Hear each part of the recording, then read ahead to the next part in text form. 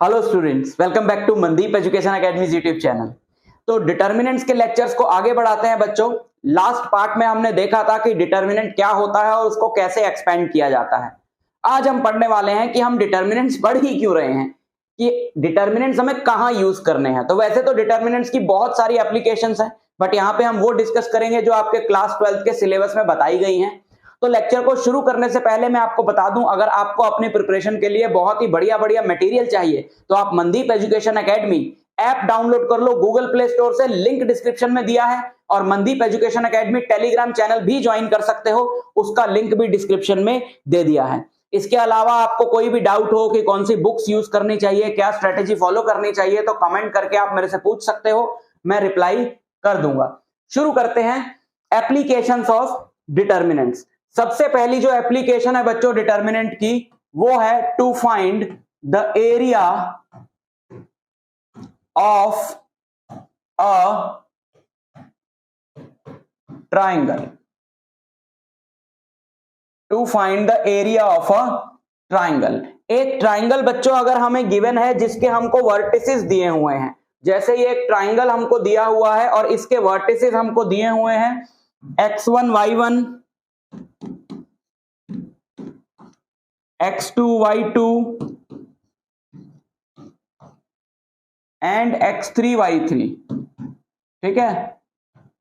और हमें निकालना है इसका एरिया, हमें निकालना है इसका एरिया। तो एरिया ये डिटर्मिनेंट होता है बच्चों, area of this triangle is this determinant. आप यहां पे हाफ लगाओगे और उसके बाद आप पहला x1 y1, यहां पे आपने पहला इसका वर्टेक्स लिखा और x1 y1 लिखने के साथ तीसरे कॉलम में आप लगाओगे 1। यहां पे आपने दूसरा वर्टेक्स लिखा x2 y2, तीसरे कॉलम में लगाओगे 1। यहां पे आपने तीसरा वर्टेक्स लिखा x3 y3, तीसरे कॉलम में आप लगाओगे 1 और इस डिटर्मिनेंट को आप एक्सपेंड कर दोगे। So this will give you the area. आपने 10th में पढ़ा होगा या छोटी क्लासेस में कभी ना कभी पढ़ा होगा कि जो ट्राइंगल का एरिया होता है वो होता है ये,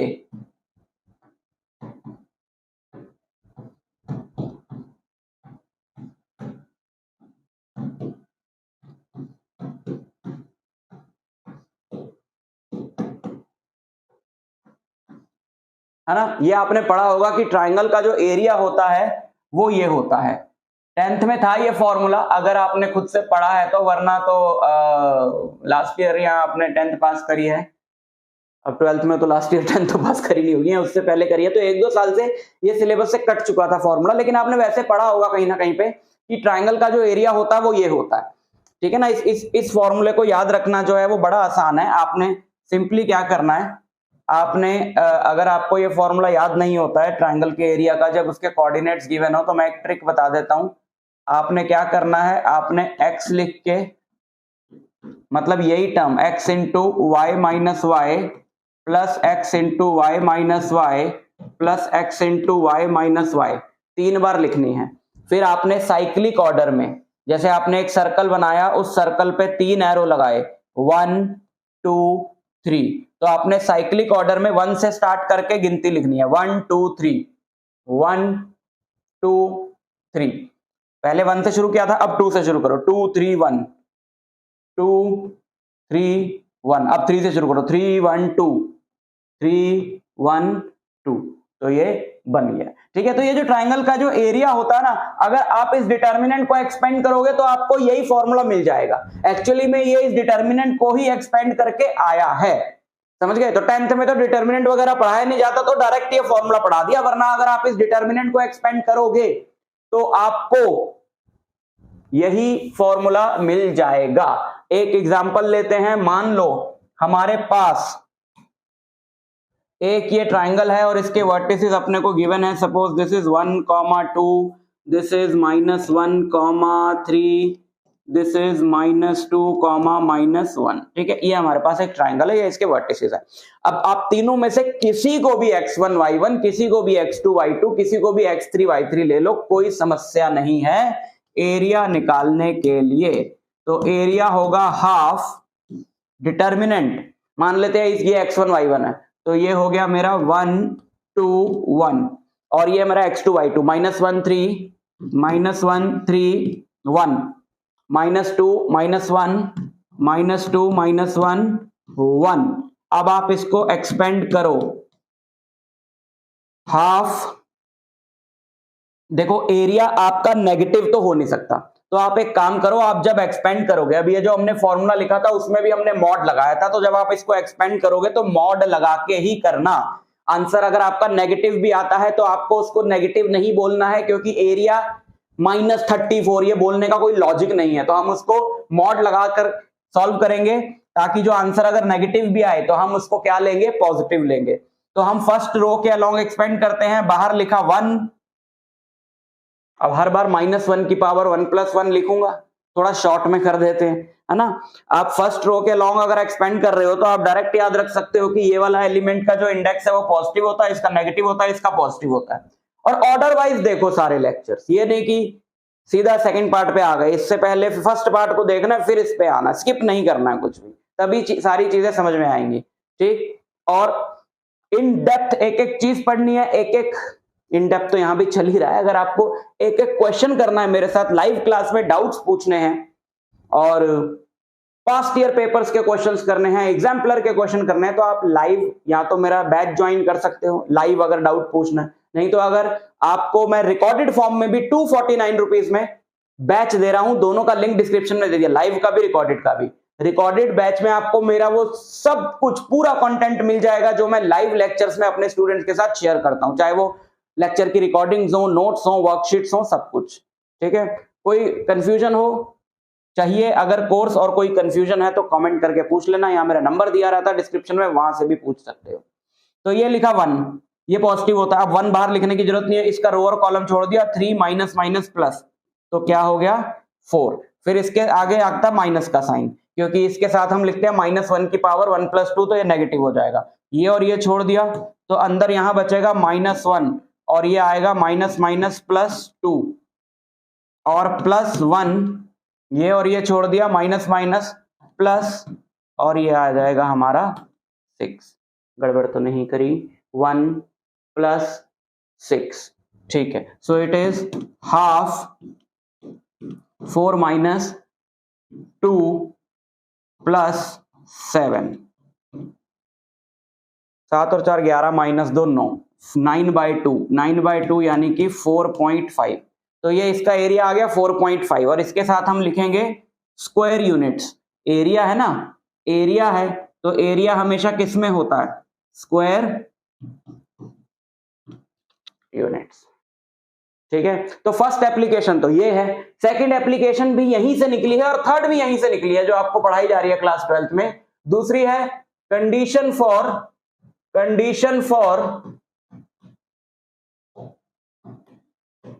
collinearity, condition for collinearity of 3 points, condition for collinearity of 3 points, 3 points की कोलिनियरिटी की कंडीशन। कोलिनियर पॉइंट्स क्या होते हैं, कोलिनियर पॉइंट्स वो होते हैं जो एक ही लाइन पे लाई करते हैं, है ना। जैसे ये लाइन है तो यहां पर और यहां पर एक पॉइंट लाई कर रहा है, और सपोज यहां पर एक पॉइंट लाई कर रहा है, तो ये तीनों पॉइंट्स क्या हो गए, कोलिनियर हो गए, क्योंकि ये एक ही लाइन पे लाई करते हैं। तो अगर 3 पॉइंट्स एक ही लाइन पे लाई करेंगे तो उनसे ट्राइंगल बनेगा ही नहीं, है ना। 3 पॉइंट से ट्राइंगल बनने की कंडीशन है कि तीनों जो है वो एक ही लाइन पे लाई ना करें। तो अगर 3 पॉइंट्स कोलिनियर होंगे तो उनसे ट्राइंगल बनेगा ही नहीं। या फिर हम उसको दूसरी लैंग्वेज में बोलें कि अगर 3 पॉइंट्स कोलिनियर हैं तो उनसे जो ट्राइंगल बनेगा उसका एरिया क्या होगा, 0। 3 पॉइंट्स अगर कोलिनियर हैं तो उनसे जो ट्राइंगल बनेगा उसका एरिया होगा 0। तो सिंपली अगर हमारे पास 3 पॉइंट्स हैं x1 y1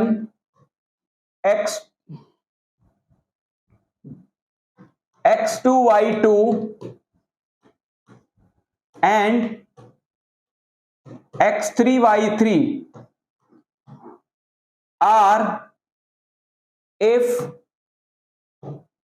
these are collinear, अगर ये 3 पॉइंट्स कोलिनियर हैं, देन तो इनसे ट्रायंगल नहीं बनेगा, या फिर हम बोलें कि इनसे जो ट्रायंगल बनेगा उसका एरिया क्या होगा, 0। तो आपने इनको इस डिटर्मिनेंट में पुट करना है।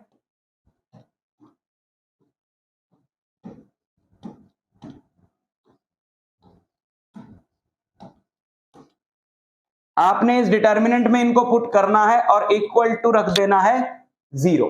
इस डिटर्मिनेंट में इनको पुट करना है और इक्वल टू रख देना है 0।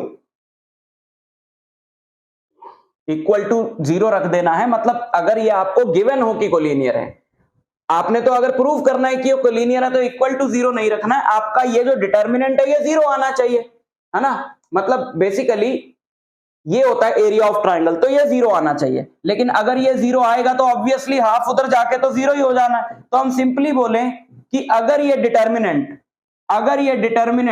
0 आ रहा है, अगर ये डिटर्मिनेंट 0 आ रहा है तो मतलब ये 3 पॉइंट से जो एरिया, जो ट्रायंगल बन रहा है उसका एरिया 0 है। इसका मतलब है उनसे ट्रायंगल बन ही नहीं रहा। इसका मतलब है कि वो तीनों पॉइंट्स क्या हैं, कोलिनियर। समझ में आ गई पूरी बात? ओके, सो अब इस पे क्वेश्चन किस तरह का आता है, ज्यादातर इस पे इस तरह क्वेश्चन आता है कि जैसे हमको दे ही रखा है कि पॉइंट्स कोलिनियर है, हमें बोला है कि if -1, 0, 2, -1 and 3, k are collinear, अगर ये 3 पॉइंट्स कोलिनियर हैं ऐसा हमें दे रखा है तो फाइंड के। तो हमें क्या फाइंड करना है, के। तो हमें दे रखा है कि ये कोलिनियर है, तो सिंपली हम ये वाला डिटर्मिनेंट बनाएं, इसको ले ले x1 y1, इसको x2 y2, इसको x3 y3। तो सिंपली हम ये वाला डिटर्मिनेंट बनाएं, ये x2 y2 1, x3 y3 1, और इसको इक्वल टू 0 पुट कर दे, क्योंकि दे रखा है कि ये डिटर्मिनेंट 0 है, मतलब ये कोलिनियर है तो डिटर्मिनेंट 0 आएगा। तो फर्स्ट रो के अलोंग एक्सपेंड करें, बाहर तो 1 आएगा, इसका रो और कॉलम छोड़ दिया तो ये आएगा -1 k प्लस ये तो 0 है। जिस रो या कॉलम में भी 0 हो ना, 1 या 2, तो उस रो या कॉलम के अलोंग एक्सपेंड करना ज्यादा हेल्पफुल रहता है, क्योंकि एक टर्म तो आपकी पूरी तरह से उड़ ही जाएगी, तो आपका कैलकुलेशन छोटा हो जाएगा। -1 k, ये टर्म तो पूरी तरह उड़ गई, फिर बचा +1 ये और ये, तो 2k + 3 equal to 0। So it is -1 k plus 2k + 3 equal to 0। तो 3 - 1 is 2 plus k equal to 0। So k equal to -2। ठीक, अच्छा। थर्ड एप्लीकेशन जो आपको करनी है इसमें वो है आपकी टू फाइंड, थर्ड एप्लीकेशन है to find the equation of a line, to find the equation of a line passing through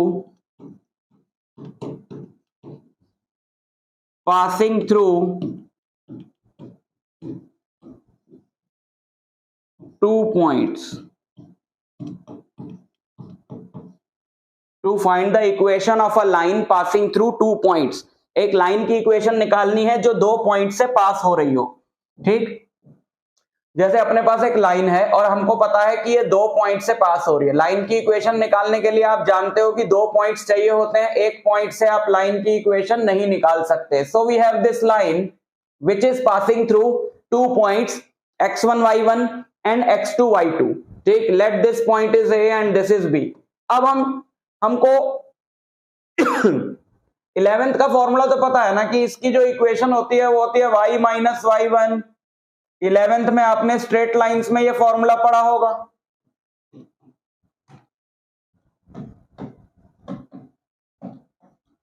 है ना, तो इक्वेशन तो अपने को निकालनी आती है। ऐसा नहीं कि हम कुछ ऐसा काम कर रहे हैं जो हमें अदरवाइज नहीं आता है, हमें आता है ये काम करना, पर हम ये देख रहे हैं कि डिटर्मिनेंट मेथड से इक्वेशन कैसे निकलेगी। तो आप जानते हो कि इक्वेशन के लिए एक तो ये 2 पॉइंट्स चाहिए होते हैं और एक एक्स और वाई तो होता ही होता है जिसकी टर्म्स में इक्वेशन आएगी। इक्वेशन सिर्फ नंबर्स की फॉर्म में तो आ नहीं सकती, एक्स वाई तो चाहिए। और ये एक्स और वाई क्या है, ये एक्स और वाई कोऑर्डिनेट्स हैं उस हर पॉइंट के जो लाइन को सेटिस्फाई कर रहा है, यानी जो लाइन पे लाई कर रहा है। तो हम मान लें कि एक थर्ड पॉइंट है यहां पे, एक थर्ड पॉइंट है यहां पे कोई सा भी general point x comma y जिसकी टर्म्स में इक्वेशन आएगी। तो फिर ये जो 3 पॉइंट्स हैं, ये कोलिनियर हो गए ना, ये जो 3 पॉइंट्स है कोलिनियर हो गए क्योंकि एक लाइन पे लाई करते। तो अगर ये कोलिनियर हो गए तो हम ये लिख सकते हैं x1 y1 1, x2 y2 1 और xy1 equal to 0. So this will be the equation of the straight line which is passing through these 2 points. समझ में आया? So for example, find the equation of a line passing through